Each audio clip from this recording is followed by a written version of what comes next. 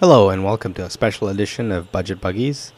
On this episode, I'm going to show you guys how to score with your Virtual Pro. And the first thing that we're going to do is start out with penalty shots. Now, when you stand up to take a penalty, you'll notice that there are three optimal areas that will most likely get you a scored penalty, as indicated by 2, 3, and 4 in the picture here. And also, you'll notice that the little thing is moving back and forth. That's indicated by 1. And what you want to do is you want to get all of these areas correct, and that will decide the placement, power, and accuracy of your shot. What you want to do when you take the penalty is line up that little moving bar right in the middle of that green area, and also give it about 2 bars of power. That's half of your entire power bar. If you use too much power, then most likely your player will sky the ball, and you putting the little moving thing in the middle green portion will ensure that your shot is extremely accurate and doesn't go over the bar as well. As you can see, while the shot is being taken, the keeper dives the wrong way in this case. But I wanted to explain briefly why I chose right next to the keeper and right above him as good placement positions. So what you want to do is you don't want to try and hit it towards the corners, even though that is a much better spot indicated by 3 in real life, because there's a higher chance while you're taking the shot, while you're moving your controller direction, that you will get it outside of the net, and therefore you'll miss the penalty. So what you want to do is you want to keep it kind of almost in the middle, in between the middle of the goal and that post. So what that also does for you is even if the keeper dives in that direction, there's a higher chance that it will actually be where he's already dived or dove past. So it'll be harder for him to catch with his hand.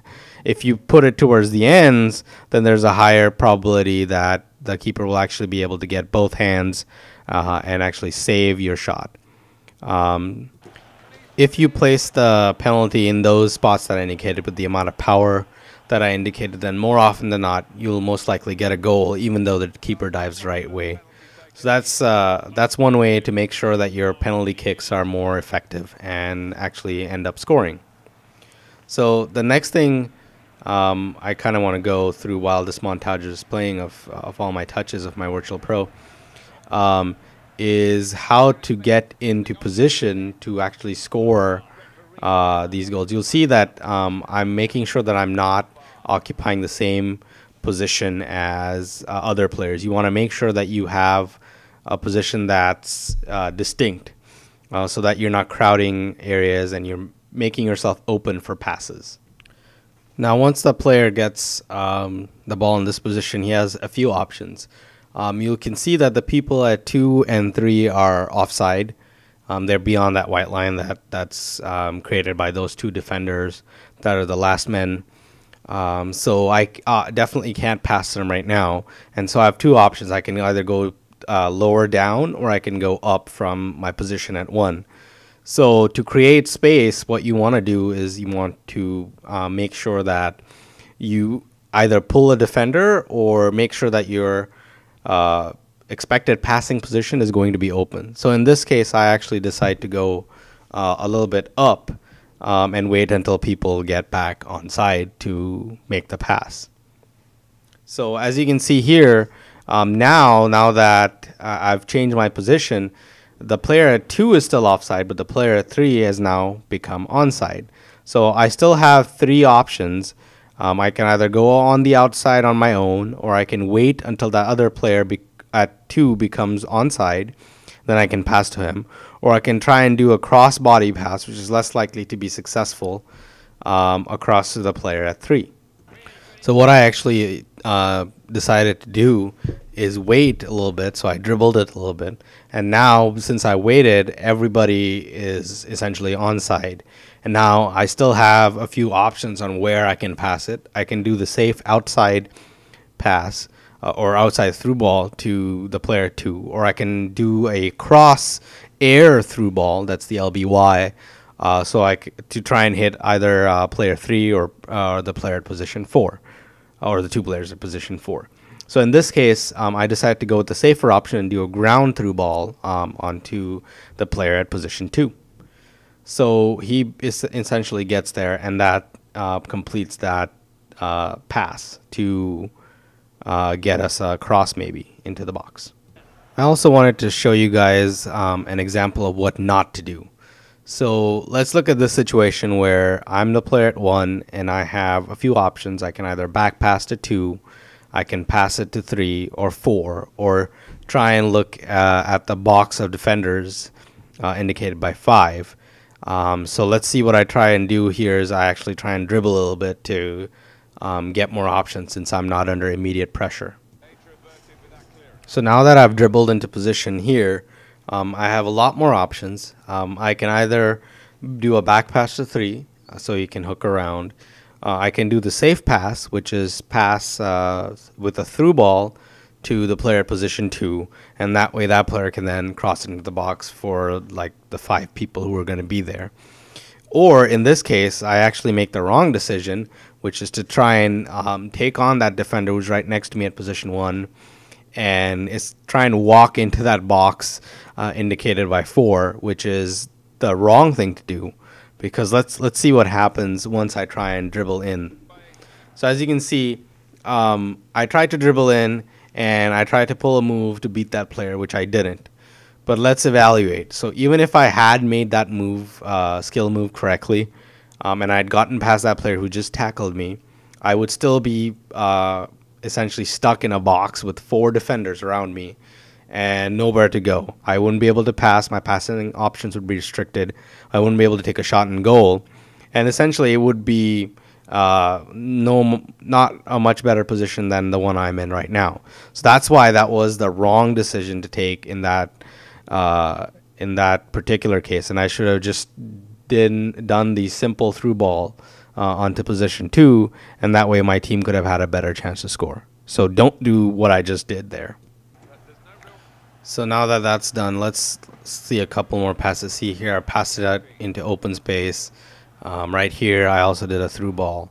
So let's evaluate another scenario where I actually make the right pass here. So here, I actually have the safe pass available at 2. I can take it myself from 1 to position 3, or I can make the kind of a different pass onto the striker that's in the middle at position 4. So once I've actually gone a little bit, dribbled it a little bit farther, now I'm ready to pass. My safe option to pass to 2 has essentially expired in a sense, because now that player is offside. And now I can only pass to the striker at position 3. And he's been yelling for that ball because he's not covered by a defender. All the defenders are grouped around me. And if I make this pass correctly, he's essentially through on goal. So that's the right pass to make instead of the pass on 2. Even if I had made the pass on to position 2, that player would have just crossed it in anyway, and then the striker would have been open without any defenders, so he would probably have headed it on goal anyway. So in this case, both passes were correct, but this pass yielded kind of a different scenario than just a crossing goal. That was a nice finish as well. So the other things I want to kind of talk to you about also are counter-attacking plays. So when to counterattack, what's the right position, how to go about doing it. So that's what I'm going to show you guys next. So as you can see, this is a scenario where the keeper's cleared the ball. There's a striker up front at position 4. I'm the central attacking midfielder at position 3, and there's another midfielder at position 2. So that's generally how counterattacks start, is you have a couple of attacking players rushing into the attacking area and a midfielder who's going to provide that killer through ball, that killer pass that's going to allow the attackers to take the defenders by surprise because they've been pushing up to actually attack our goal. So now at this position, what I'm trying to do with my striker player at position 2 is instead of running straight up ahead, which would cause me to become offside now that we're now that we've crossed the halfway line, is I'm trying to make kind of a diagonal run. So as you can see, I'm kind of moving in towards, so that way I can keep running, keep my pace, but not be offside as long as possible. Now, you can't keep doing this forever, but running at an angle will keep you onside, and that's kind of what you want to do to give your midfielder who just has the ball at position 1 to pick the through ball so you can get it past the defender at position 3, so that then your team will have a 2-on-1 at goal. Now, as you can see here, you can see kind of a triangle shape that I've drawn. So that's essentially what you want to do, is you want to split your attackers so that one attacker goes on one side of the lone defender who's defending, and the other guy goes on the other side. That way you get wide enough that the defender has a difficult time trying to cut off the pass in between, the cross pass between you two. And also, in case you decide not to do the cross pass, both of the strikers have enough space to take a shot against the goalkeeper one-on-one. So let's see how this develops. As you can see here, unfortunately, what happened was the ball bounced in such a way that now it's more likely that either the defender or the other attacker is going to be able to get that ball first. So what you want to do here is you actually want to hook around to the other side instead of continuing in the position that one is. So that way you actually recreate that triangle again. So what you don't want to be doing is you don't want both strikers to be at position 3, because that doesn't help you get an easy shot on goal, essentially. So let's see what happens when I hook around these players. So as you can see, now that I've done that, it's an extremely easy pass for the striker at 3 to just square it across goal. And since I'm not going to be offside, that's the other thing you got to be very, very careful about in these kinds of situations, to make sure that you are not offside. You want to be behind the ball, or you want to be behind the last defender. So that's the other thing that I did, is I kind of ran diagonally, so I would have more time while keeping space and pace to not be offside. And once I get the ball, then all I have to do is make the cool finish. I can either dink it over the top or just take a low power shot that's through the ground, and more often than not, the goalkeeper will not be able to save that kind of a ground shot.